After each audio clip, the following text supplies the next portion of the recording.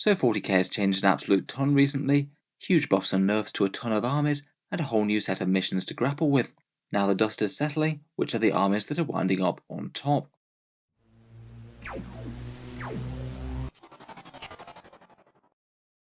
Hello and welcome back to Auspex Tactics, where today we're going to be going through every faction in 40k and seeing how they've been getting on in competitive games recently.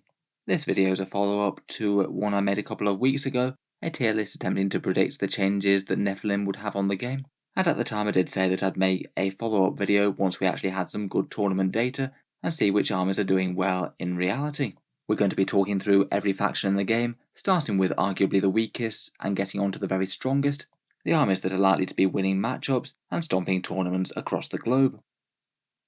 So while the previous video was a bit of a subjective tier list, this one's going to be fairly numbers driven, and I thought we'd take a look at the number of armies that are winning events and their win percentages when they're playing other factions. I think now's at least a reasonable time to do so. All of those changes in Warzone Nephilim happened 3 to 4 weeks ago now, so now people have had enough chance to actually play some tournament games and put all the theory crafting into practice in competitive events.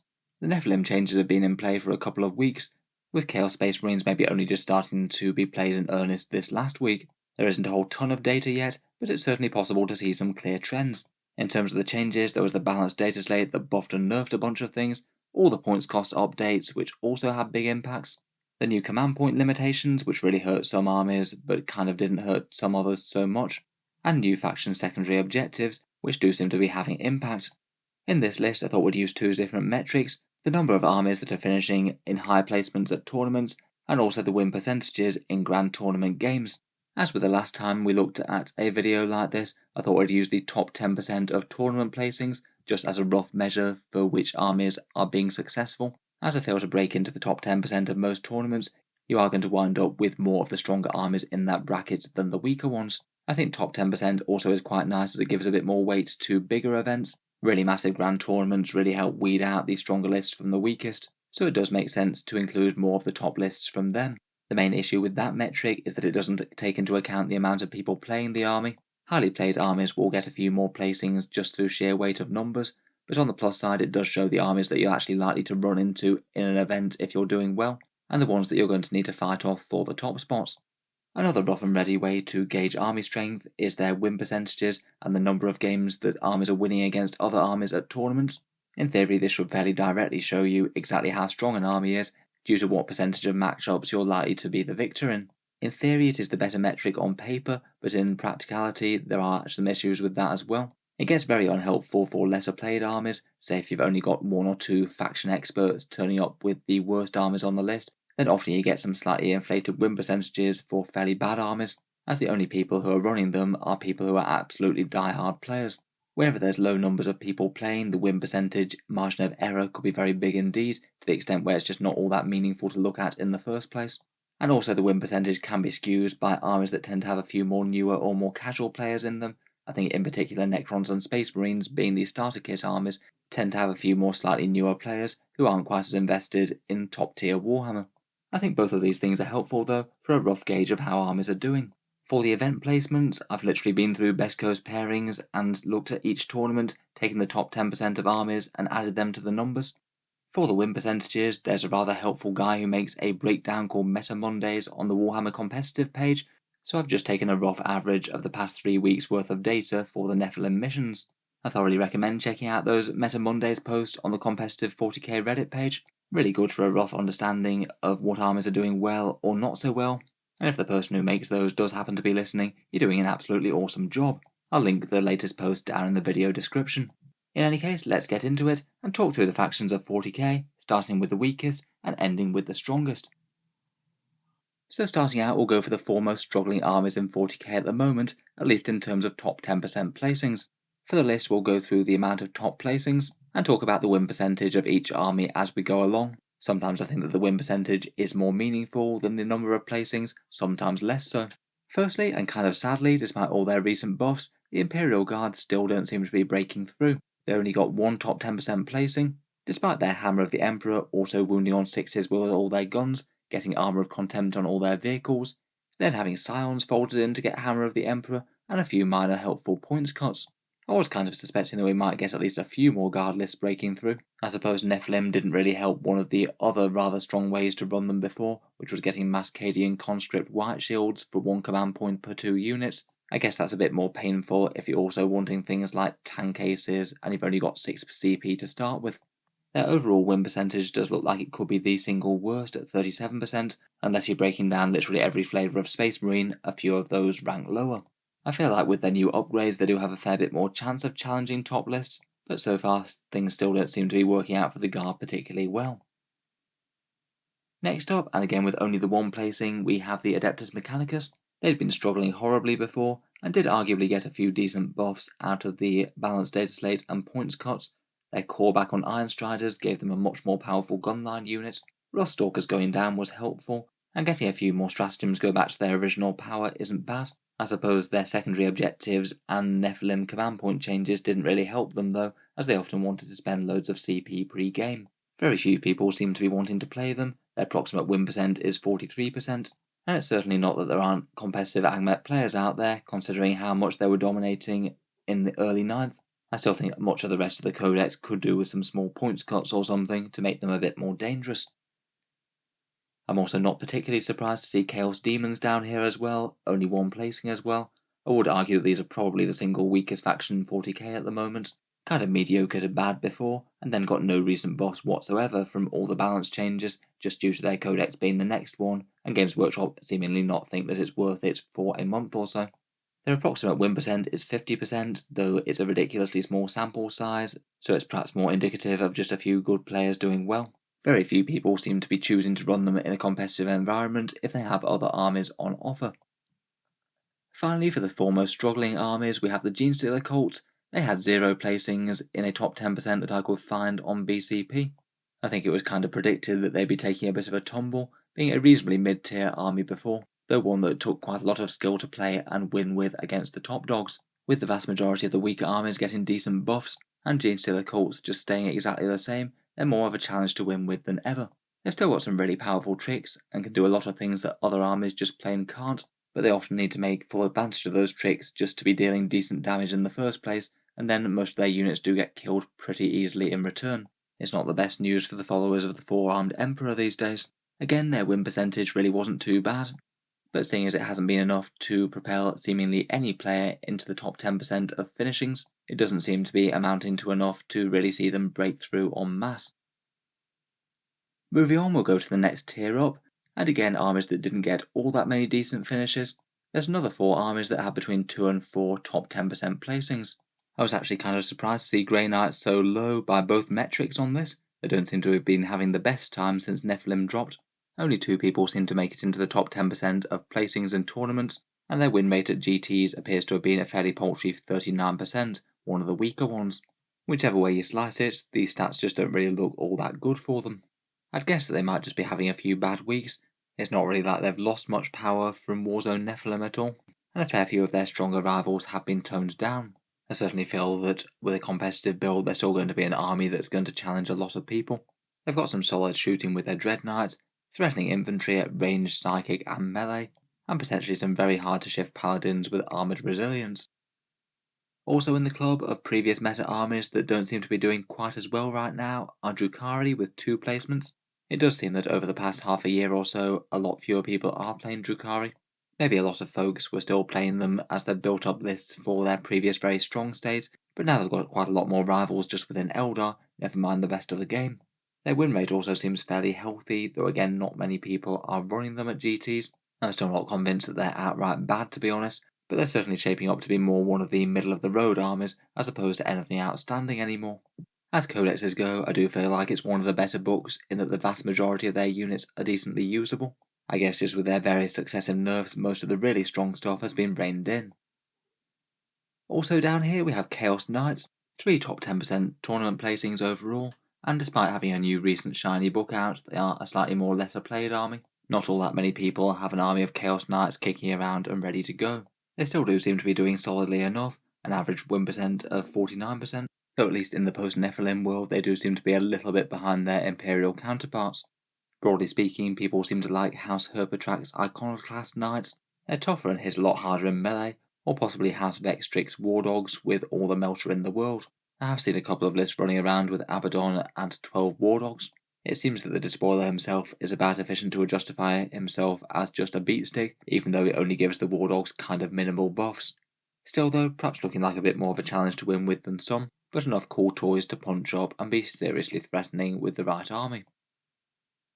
Finally for this category we have the Orks, who took 4 placements in the top 10%. Again, they're one of the more struggling factions that gained a few interesting things in the chapter approved updates. War now gives them an invul save and better strength, and the infantry broadly got a bit cheaper. Both really quite helpful things, though I still don't think that Orks are perhaps one of the most obvious armies to build a really strong list with. A lot of units still don't really take a punch particularly well for the points cost, even at their toughness of 5. Again, their win rate isn't terrible though, around 48%. It's going to be interesting seeing how Orc players adapt to the new changes and what sort of builds come through. Next up, let's get into the more mid-tier armies. These are factions that scored between 5 and 10 top 10% placings, and starting off we have the Thousand Sons. They had 6 people finish in high places, and around about a break-even 50% win rate at GTs. I'd say the Thousand Sons have just resolutely been a mid to upper mid-tier army ever since the Codex came out. Never really been particularly outstanding in the power rankings, but never really being not a threat at all. Out of the latest changes, they got a fair few nice things like rubrics of some very cheap gear, and they were perhaps one of the factions that liked the Armour of Contempt's changes the most, particularly with Scarab Occult Terminators. It's hard to go too far wrong with loads of tough obsec and a decent battery of mortal wound output. Next up we have the Craft Worlds, and I have included Inari in the Craft Worlds, basically having rules that really aren't too dissimilar from just a individual craft world, and allowing you to include a few Harlequin and Drukhari units. It does seem that that change to the Hail of Doom craft world seems to have discouraged people from using it quite so much. A lot of people were using that with Dire Avengers or Wind Rider jet bikes for some massively dangerous shurikens. People do seem to be gravitating a bit more towards Ulthway as opposed to that now. The Inari also had 2 of these 6 placings as well. In my predicted tier list, I had craft worlds a fair bit higher than this. I still think their damage output, shenanigans and psychic synergy really aren't too bad, but I think that one of the things that's holding them back is their secondary objective game, which isn't as easy for them as it is for some of the factions that have ranked higher. They're still doing okay for win percentages though, at around 51%. Next up, with 7 placings, we also have the Adeptus Custodes, again seeming like a pretty convincing middle of the road type army. Not too many changes in the whole Nephilim update, a big points nerf to Trajan, and some small tweaks to a couple of the dreads. They were perhaps one of the strongest armies in the game towards the start of the year, though that has rapidly dropped off a bit. A lot of Custodes players are looking with jealousy at the armour of contempt of other factions' Terminators. The Custodes nerfs do seem to have been met with quite a lot of negativity, but it seems at least a fair few people are still playing with them, though perhaps far from outstanding. I have a feeling that maybe the amount of play with them might be a bit of a hangover for people who started or have dusted off Custodes armies earlier in the year. I might not be too surprised to see a bit of a drop off in how many people play them as the year goes on. For win rates, they're around about a 47%, a little bit less than a lot of these other middle of the road factions. Next up, with 8 placings, we have the Imperial Knights. I guess it might just be a bit of luck that they seem to be outperforming their Chaos cousins a bit over the past few weeks, but their win percentage also seems a little bit higher as well, 51 versus 49. There do seem to be a few good ways that you can play Imperial Knights and have them be quite strong. The Freeblade Lance seems usable, House Raven and House Tyrannus are both very solid on the Mechanicus side, and House Griffith or that Noble Combatant house, both of those are pretty good on Imperialis. Their armigers are incredibly tough with -1 damage and good stratagems, though I think they maybe are at the mercy of opponents' armies a bit more, with terrain or heavy anti-tank really making some matchups very difficult for them. Finally for this category, we've got the new kids on the block, Chaos Space Marines with 10 placings. I've no doubt that a shiny new codex will have got a whole load of people dusting off their Chaos armies. I must admit, I think that Chaos, maybe more than any of the other armies, did seem to be seeing more success at the RTTs and smaller tournaments rather than the big grand tournaments. I think maybe part of that might be due to how soon the Chaos book has dropped. Some of the GTs might not have been using the decks yet, and there weren't really all that many big tournaments over the past weekend, so hopefully we'll see some better success there in the next few weeks. So far their actual win rate at grand tournaments doesn't seem that great though, it's all the way down to 40%. Solidly worse than most of the other mid-placing armies here. I'll be aiming to make a full video looking at some Chaos lists in the future. At the moment though, it seems to be the Legions that I would have guessed that are seeing the most play, Word Bearers makes up about half the list, and Emperor's Children and Iron Warriors are also popular. Another factor holding Chaos lists back might well be the lack of some of their models. Things like the Dark Commune and the Possessed haven't come out at this point, so when those kits come out we might see them take off a bit more. Next up we get to the slightly thorny topic of Space Marines. Overall as a faction I'd argue they're probably around the mid-placings level, the strongest chapters being towards the upper end of that, and the weakest chapters being far worse, just often not really being played whatsoever. Space Marines always are a bit hard to rank because if you cluster them together as one faction then they look very powerful, but if you split them up into their individual chapters, which I guess you could argue would be not that different to things like Chaos Legions or Eldar Craftworlds, then all of their numbers look quite weedy. On top of that, a lot of the lesser played factions just don't really see people play them whatsoever, due to other sub-factions of Space Marines being pretty much flatly better than them. I wouldn't be surprised if things like Imperial Fist and Raven Guard saw a bit more success if they weren't just overshadowed by other chapters with arguably better rules. In any case, overall, in terms of top 10% placings, Space Marines as an overall faction with 11 different codexes combined get 20 placings. And breaking that down, it seems to be a very Space Wolf heavy week this week for some reason. 7 Space Wolves, 3 Blood Angels, 2 Iron Hands, 2 Salamanders, 2 Black Templars, 1 Ultramarine, 1 Dark Angels, 1 White Scars, and 1 Deathwatch. I do find it kind of interesting that Space Wolves just seem to have really taken off for some reason. Previously in rankings they've been doing kind of fine as Space Marines go. It just seems that the last 2 weeks seem to have been exceptionally good for Space Wolf players. Blood Angels also have a very strong showing, and they have been doing pretty well recently. Further drops to things like Sanguinary Guard and Nephilim only seem to have helped them better. Iron Hands and Black Templars have been solid for a while, maybe slightly better performance than I would have expected out of Salamanders, and slightly worse than I might have expected out of Dark Angels. Overall, as a faction their win percentage is pretty dreadful at GTs though. It's approximately 39%, including all the worst flavours of Space Marines as well as the good ones. Space Wolves are around about 42%, Blood Angels roughly 49%, so significantly higher, and Dark Angels all the way down to 34%, pretty poor considering their Deathwing lists have often been bullying events quite well. I think maybe the secondaries have made things a lot harder for them. Previously they could really easily score loads of secondaries just by having Terminators park themselves in the centre of the board and on their home field objective, and now that's no longer the case with the new missions. Most of the other chapters just don't seem to be seeing enough play to get meaningful amounts of data, at least on an individual level, and a few of them have some pretty bad win percentages. I do think that Space Marines, along with Necrons, are perhaps an army that just attracts a lot of newer players, and one of the easiest ones to jump into, and one of the best known out of 40k. I feel like usually their win percentages will be a little bit lower, at least on a whole faction basis. Generally though, I think that Marines are doing kind of alright. Taking into account lots of decent placings, but some pretty mediocre win percentages, I would probably rank them about the same level as the other mid-placing armies. If you wanted to split them up into individual factions, then perhaps a lot of the lesser played ones might be in the tier below. Next up though, let's start getting into the really strong armies of 40k. These are the armies that have got between 11 and 20 of the top 10% placings. First up we have Death Guard. They certainly were an army that was seriously struggling before, but now with a hefty dose of points cuts and Plague Marines that can take as many melee weapons as you like, they seem to be back in a relatively good spot. Mortarians a bit more viable, Poxwalkers are back to being pretty excellent chaff, Plague Marines are actually useful, and the Terminators are back to their original cost, and all the nastier with Armour of Contempt.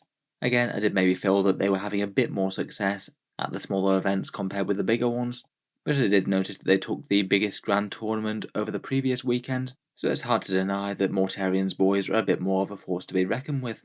Overall their win rate wasn't desperately standout at 49%, but it does look like there's a lot of plague-ridden Space Marines about these days. Next up, and also on 12 placings, are the Tau Empire.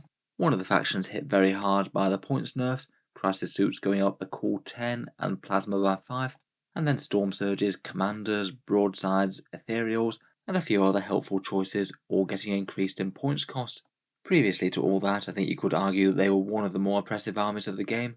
Along with Tyranids and Harlequins, they were a bit of an uphill struggle for a lot of armies, but even despite all these nerfs, it still seems that they're doing at least okay. A lot of lists seem to use around 2 blocks of Crisis Suits, even at the newer higher points, as you can still put loads of buffs on them and make them efficient. As I think a lot of people were expecting, Hammerheads and Longstrike are seeing a bit more play as well. Tau Commanders and Shadow Sun are still out in force, and plenty of cheap screening units like Crews and Hounds and things. Their GT win rate is around a 51%, so still not enormously outstanding compared with the mid-tier factions, but that win rate is seeing a few more players place highly. Finally, we have the Harlequins. They managed to net themselves 12 top 10% placings, and it's kind of hilarious to still see them doing kind of fine, despite 2 successive rounds of pretty hefty nerfs compared with where their codex dropped. Their Void Weavers cost a lot more now, they don't get as many luck dice, and can't fire and fade more than once. 2 of their best Sadaths were nerfed, and a few of their character choices reined in. Despite all that though, they still seem to be pretty solid. Aside from the Sadath changes, Troops and Star Weavers didn't really get a lot weaker. They're still massively strong with their decent pistols and shooting, and they've got crazy movement to be able to get all over the board, hopefully put themselves in great places to score objectives, tie up enemy units, and they're surprisingly annoying to remove as well with all their defensive rules like -1 to hits and preventing rerolls.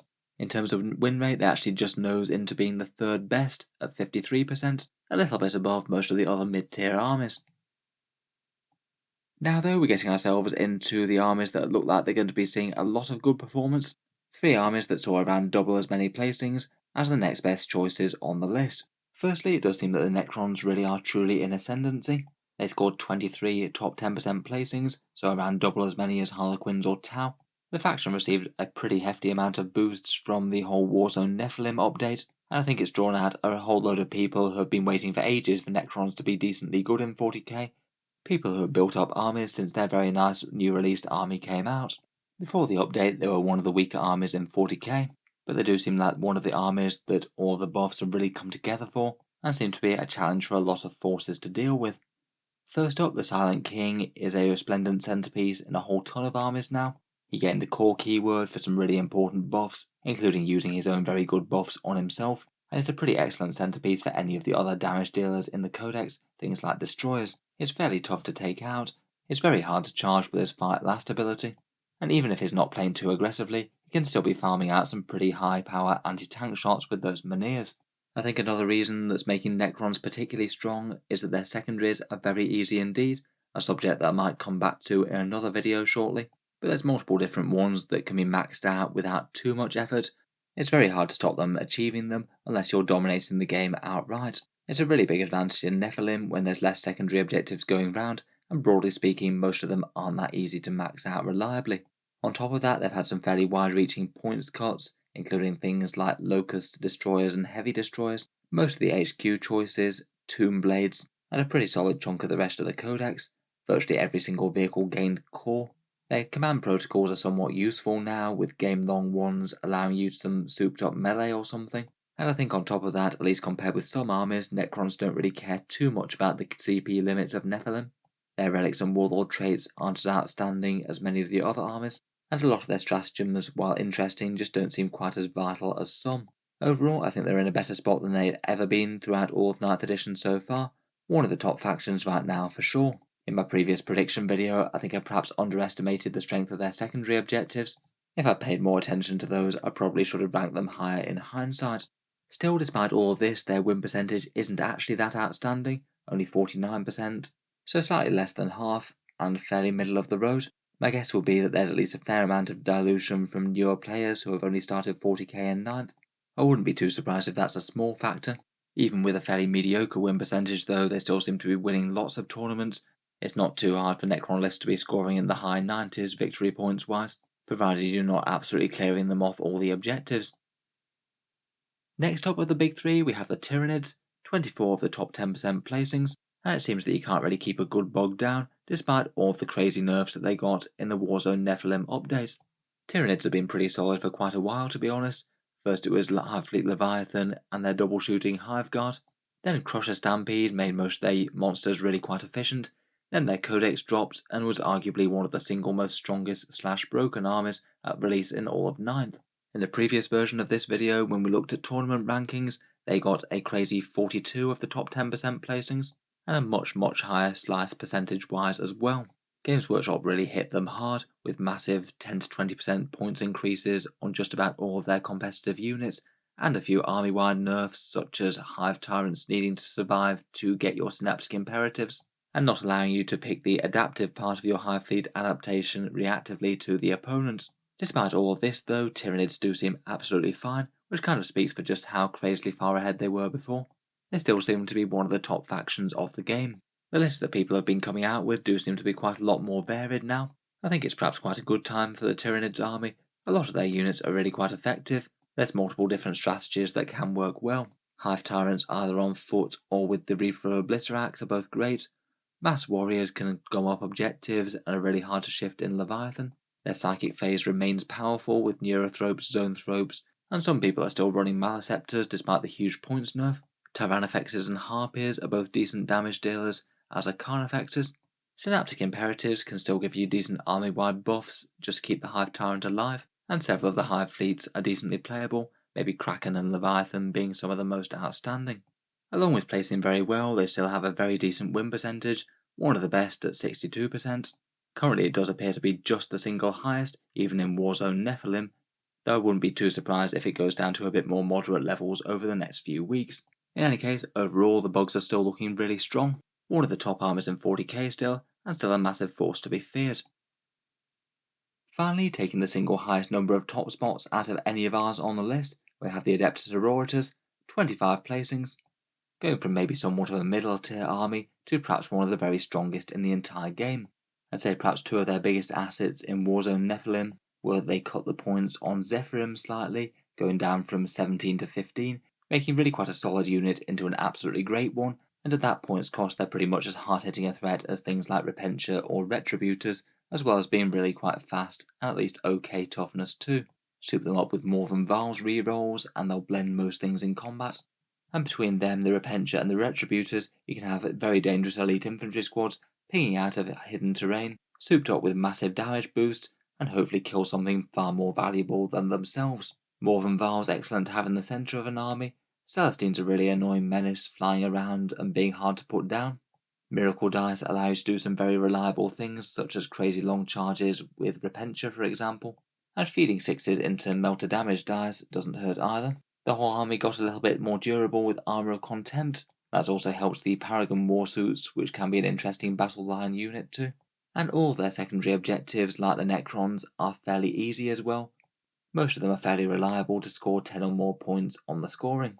Their rough win rate also seems to bear this out as well, 61% at grand tournaments, second highest overall and just behind the Tyranids. Overall, at the moment, it does feel like Tyranids, Sisters, and Necrons might be some of the scariest threats that you can see on the other side of the table. So just to round up then, if you're interested, here are just some lists of the armies in order. As I said, I do feel like both of these are relevant to weigh up when you're deciding which armies are strongest or weakest in 40k. And of course things can get more complicated depending on whether you're playing at a more competitive or casual level, or whether you're playing the Nephilim missions or say Tempest of War. In general though, for game balance, I must admit things are looking a lot better than they have been in quite a long time. There's a whole ton of factions with around about a 50% win percentage at the moment, all of which at least can decently threaten the top armies, even if they might find them a bit more of an uphill struggle. It's certainly a far cry to the previous state of affairs when we had things like Tyranids, Craftworlds, Harlequins, and Tau as what felt like an entire extra level compared with the rest of the 40k armies. In any case, I hope that's been at least somewhat interesting. I was certainly keen to find out which armies seem to be doing better or worse in Nephilim, and hopefully this has given you at least some idea of where things stand right now. As always, let me know your thoughts down below in the comments. Any insights that I missed are greatly appreciated. If you've enjoyed the video, feel free to subscribe to Auspex Tactics. I'll certainly keep these regular 40k videos coming, with new ones out every day. I do tend to do at least semi-regular checks of how well armies are getting on at the moment as well. Finally, if you have been enjoying the videos on the channel, I would just like to mention that Auspex Tactics does have a Patreon page, which you can find links down in the video description below if you're interested. Making videos like this with a fair bit of analysis does take a lot of time. If you are enjoying a lot, then any support is enormously appreciated, as it is what allows me to keep on making projects like this quite so regularly.